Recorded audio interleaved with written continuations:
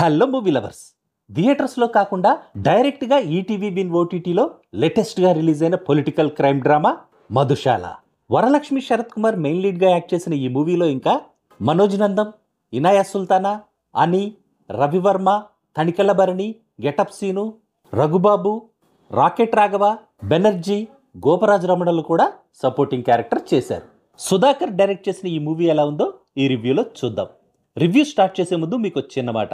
ఈ మూవీ నాకు నచ్చిందని మీకు నచ్చాలన్న రూల్ ఏం లేదు.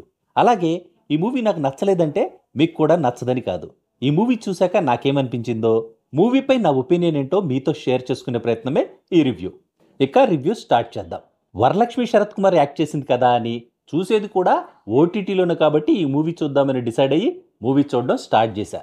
మూవీ స్టార్ట్ అయిన కొద్దిసేపటికే నాకు అర్థమైపోయింది ఈ మూవీ ఎంత లో క్వాలిటీ సినిమానో, ఎంత అవుట్డేటెడ్ సినిమానో. ఈ మూవీ కథ 1990s జరిగే కథ. పల్లవి అనే ఒక దళిత అమ్మాయిని ప్రేమించాడని ఆ అమ్మాయితోనే తన కొడుక్కి మ్యారేజ్ చేస్తాడు ఎమ్మెల్యే సత్యం. ఆ తర్వాత అనుకోకుండా ఆ అమ్మాయి కిడ్నాప్ అవుతుంది. ఆ కిడ్నాప్ తర్వాత ఏం జరిగిందనేదే ఈ movie basic story.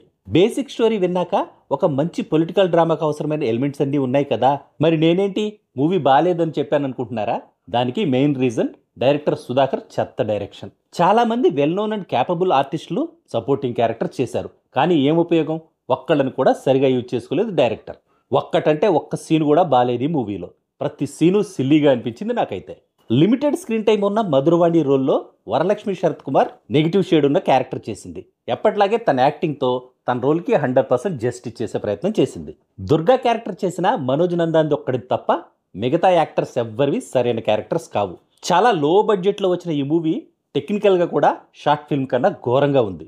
Editing, background music దారుణంగా ఉన్నాయి. సినిమాటోగ్రఫీ కూడా బాగాలేదు, కానీ ఎడిటింగు, బ్యాక్గ్రౌండ్ మ్యూజిక్తో పోలిస్తే సినిమాటోగ్రఫీ కొంచెం బెటరే. ఫైనల్గా చెప్పాలంటే మూవీ స్టార్టింగ్ నుంచి మూవీ ఎండింగ్ వరకు మూవీ చూస్తున్నంతసేపు నా పేషెన్స్ని టెస్ట్ చేసిన ఈ లో క్వాలిటీ అవుట్డేటెడ్ సినిమాని చూడడం వల్ల మీ టైం అండ్ డేటా వేస్ట్ అవడం తప్ప ఇంకెలాంటి ఉపయోగము లేదు. పాన్ ఇండియా లెవెల్లో చక్రం తిప్పుతున్న మన టాలీవుడ్ నుంచి ఇలాంటి సినిమా రావడం ఏంటో, ఇలాంటి సినిమాని ఈటీవీ విన్ వాళ్ళు ఓటీటీలో రిలీజ్ చేయడం ఏంటో ఎంత ఆలోచించినా నాకైతే అర్థం కాలేదు. That's all in this review friends. మళ్ళీ నెక్స్ట్ రివ్యూలో కలుసుకుందాం. Thank you for watching.